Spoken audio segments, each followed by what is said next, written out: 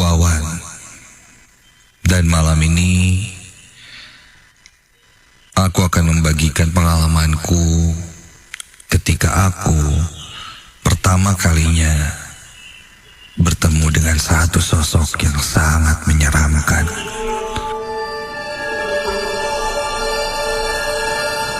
Dan karena kejadian ini juga, sampai saat ini aku jadi lebih sensitif terhadap mereka yang tidak terlihat itu.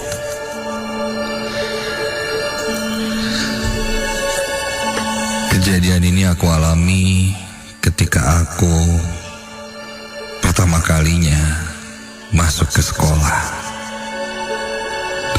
Setelah kelulusan SMP, teman-temanku memilih untuk masuk SMA. Namun saat itu, aku lebih memilih untuk masuk ke salah satu sekolah kejuruan atau SMK. Ya, tujuanku sudah jelas. Setelah lulus, bisa langsung diprioritaskan untuk bekerja. Ketika itu, aku mengambil jurusan multimedia. Dan sekolahku ini letaknya berbatasan dengan jalan tol.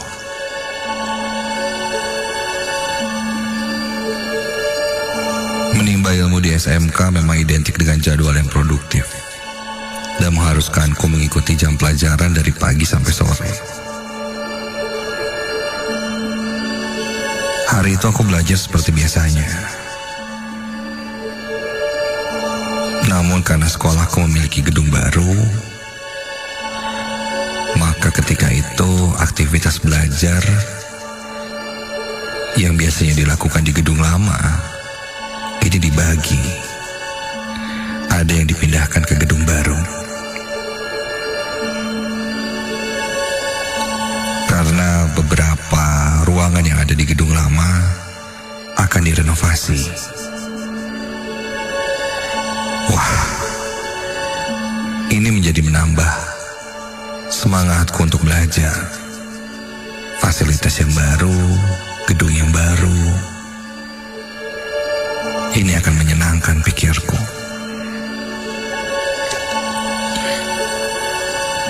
Meskipun bisa dibilang gedung baru ini belum 100% siap. Jadi beberapa ruangan masih kosong.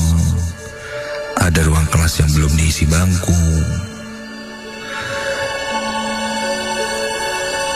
Tapi suasana belajar yang baru dengan gedung yang baru seperti ini, untukku secara pribadi menambah semangat.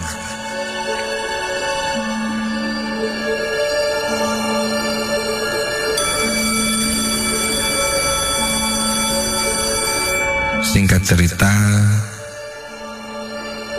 aku masuk ke salah satu kelas baru yang ada di gedung itu.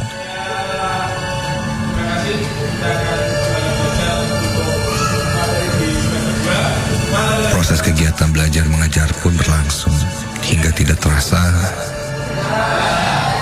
waktu sudah menunjukkan jam 4:30 sore.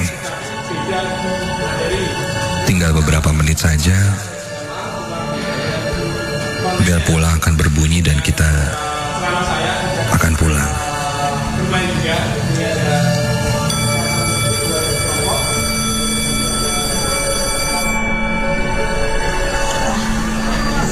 Setelah bel berbunyi, satu persatu murid pun langsung keluar dari kelas untuk pulang. Termasuk aku. Sebelum pulang, aku memutuskan untuk pergi ke toilet sebentar. Ingin buang air kecil sekaligus ingin coba toilet baru yang ada di gedung ini. Toiletnya berada di antara kelas yang berjajar dan lokasinya tepat di bawah tangga. Ada 2 toilet untuk murid laki-laki dan perempuan. Sambil berjalan menuju toilet, kulihat satu persatu murid-murid sudah mulai meninggalkan lorong kelas dan turun ke bawah. Aku tidak memikirkan hal-hal aneh, karena secara bangunan pun gedung ini nampak modern.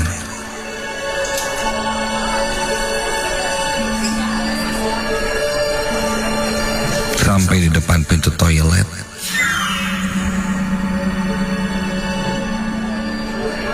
seketika aku merasakan ada hawa dingin yang berhembus, membuat bulu kuduk di sekitar leherku berdiri.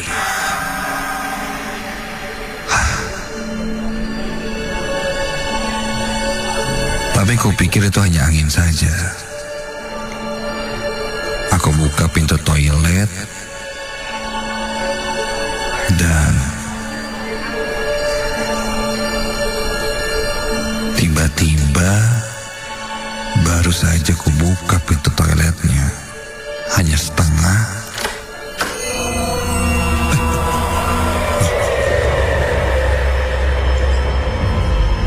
Ada sesuatu yang terasa menabrakku. Rasanya seperti angin, namun terasa sangat jelas menabrak badanku.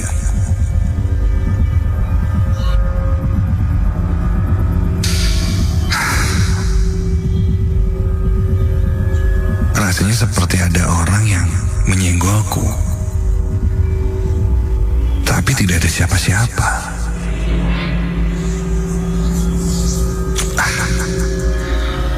Mungkin hanya perasaanku saja. Lanjut aku masuk ke dalam toilet. Setelah selesai, bergegas aku tinggalkan toilet dan lanjut berjalan ke lorong sekolah.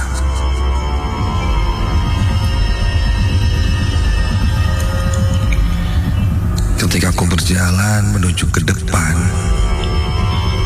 untuk keluar dari gedung itu, entah kenapa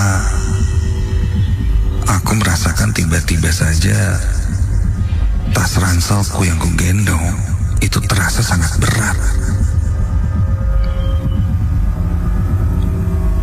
Tidak hanya itu, kepalaku pun mendadak sakit, pusing yang sulit untuk ditahan. Ditambah kali ini kurasakan di belakang sekitar punggungku terasa sangat panas. Kulihat jam sudah menunjukkan hampir maghrib. Aku berjalan mencoba terus menahan sakit kepalaku untuk sampai ke pintu depan. Sampai tiba-tiba dari jauh aku mendengar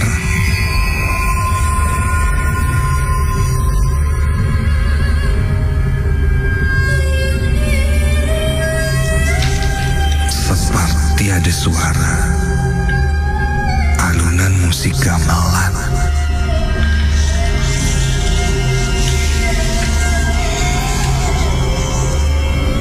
Iya, terdengar sangat jelas.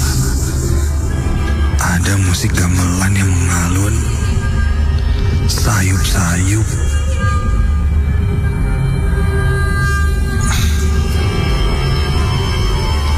Terdengar dari salah satu ruangan di gedung baru itu.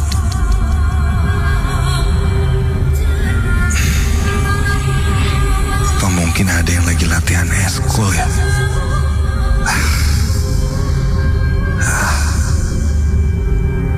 Tapi kan ini gedung baru. Beberapa ruangan saja masih terasa kosong. Sudahlah, positif. Semakin aku berjalan jauh, suara gamelan yang kudengar itu bukannya terasa semakin jauh, tapi semakin jelas. Seolah-olah membuntutiku, mengikutiku.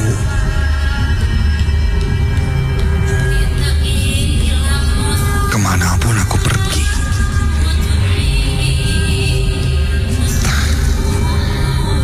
Dalam hati kecilku aku yakin bahwa ruang kesenian sepertinya masih kosong.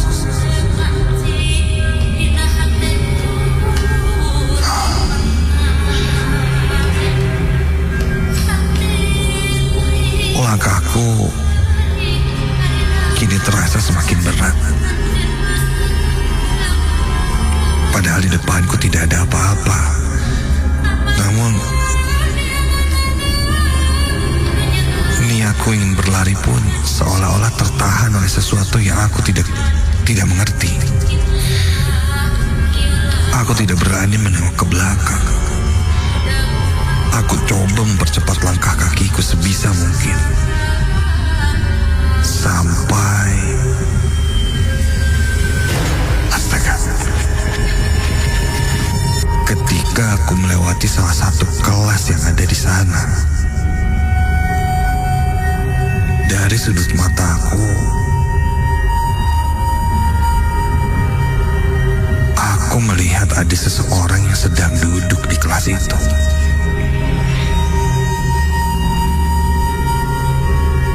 Dan seketika itu juga, kakiku tidak bisa kulangkahkan.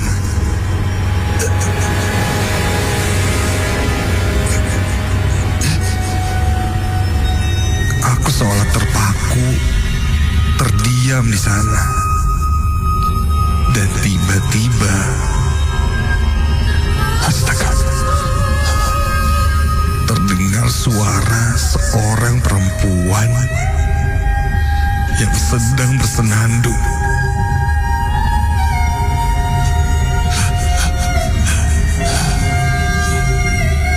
Perlahan aku pun coba menengok ke arah kelas itu.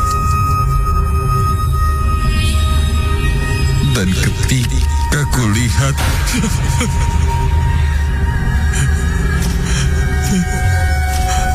aku melihat ada seorang perempuan memakai kebaya, sedang duduk di salah satu kursi yang ada di kelas itu.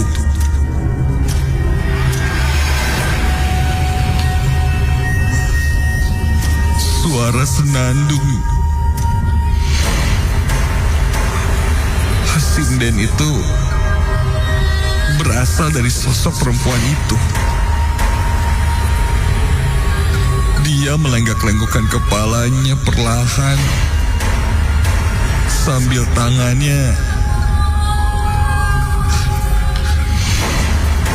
terlihat menyisir rambutnya dengan sela-sela jari. Dan rambut perempuan itu sangat panjang, terurai hingga ke lantai. Wajahnya pucat.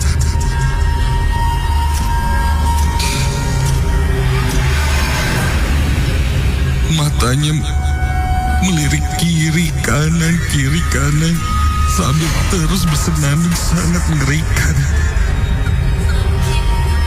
Aku coba membuang mukaku, tidak melihat perempuan itu, tapi tidak bisa. Badanku sangat tidak bisa digerakkan. Kepala, kaki, lengan, aku tidak bisa menggerakkannya.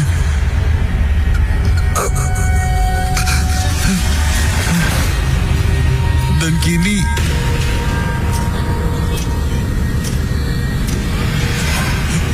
perempuan itu berhenti bersenandung, lalu melihat ke arahku.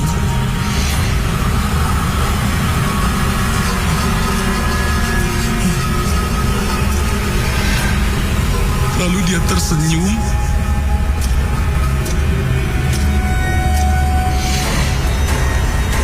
Dan salah satu tangannya melambai-lambai kepadaku, memanggilku untuk menghampirinya.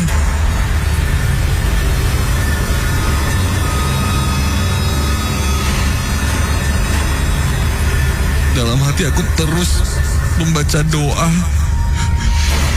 dan aku berusaha pejamkan mataku untuk tidak melihat sosok perempuan berkebaya itu.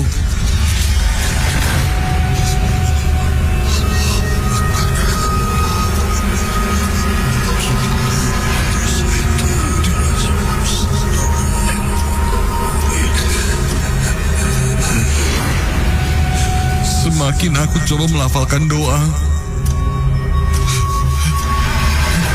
sosok perempuan itu terasa semakin mendekatiku.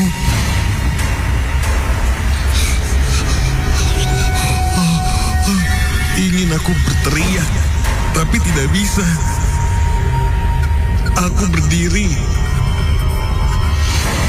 Yang kurasakan seperti mungkin bisa digambarkan ketika kamu mengalami tindihan atau erep-erep. Semua tak bisa digerakkan. Bahkan apa yang ingin diucapkan pun tidak bisa. Sampai akhirnya, dari kejauhan, aku melihat ada seseorang yang datang mendekatiku. Semakin dekat dan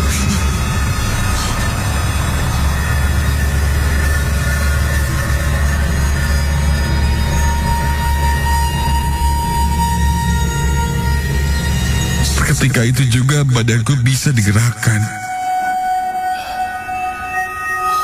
Orang yang mendekatiku itu adalah salah satu dari penjaga sekolah yang akan mengunci beberapa pintu.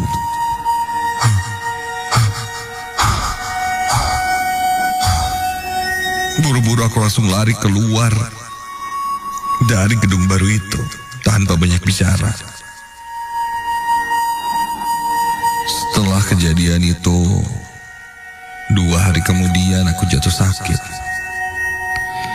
Dan selama itu aku bermimpi ada seorang perempuan yang dibunuh dan disiksa.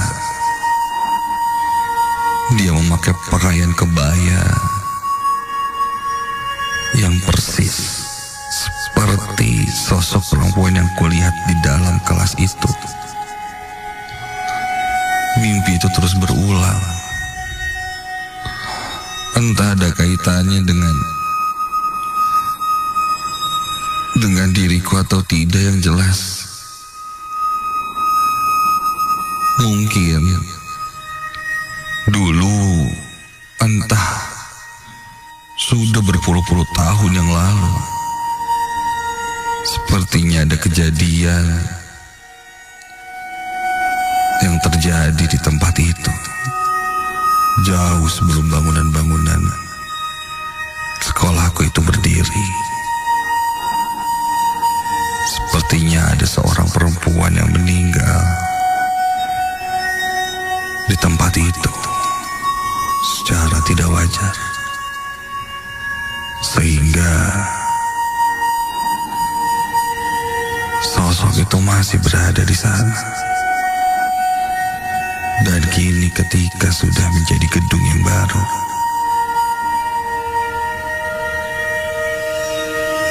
dia mungkin menempati salah satu kelas yang ada di sekolahku itu. Setelah kejadian itu,